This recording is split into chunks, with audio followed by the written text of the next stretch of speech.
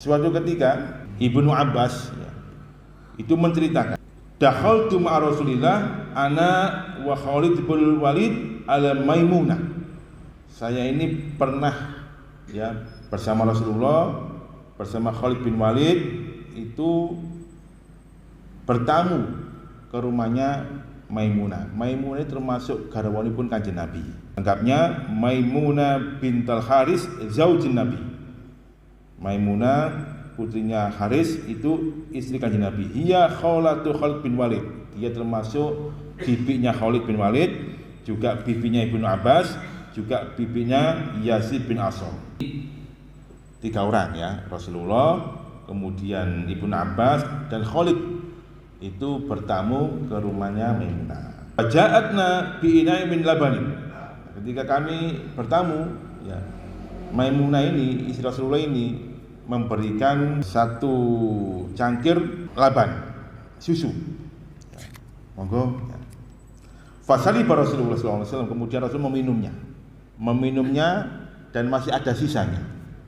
Ini jamaah, ini termasuk tabaruk ini Ini bab tabaruk, bab mencari berkah. Kemudian Ibnu Abbas bercerita wa ana al yamini wa Khalid ala simali.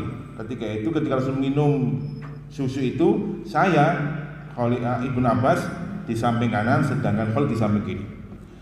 Faqala li Rasulullah, kemudian Rasul berkata kepada saya, pada Ibnu Abbas, syurbatulaka, ini sisa ini milik kamu, silakan kamu minum. Fa in syi'ta asarta bi Khalid, kalau kamu mau dahulukan Khalid untuk meminumnya. Jadi sisa saya ini, sisanya Kanjeng Nabi ini milik kamu, milik Ibnu Abbas. Kalau kamu mau, dahulukan saudaramu Khalid untuk meminumnya. Apa kata Ibnu Abbas? Faqultu ma kuntu li asrika ala syu'rika ya akhi ya Rasulullah. Saya enggak akan pernah memberikan kepada siapapun bekas minum panjenengan. Tak ombe dhewe. Karena memang Ibnu Abbas bertabaruk dari bekas minum Rasulullah. Nah, ini jamaah yang menjadi latar belakang kenapa para santri itu rebutan unjukan ini Nah, itu ini namanya takhsis, pengkhususan bertabaruk hanya untuk Rasulullah.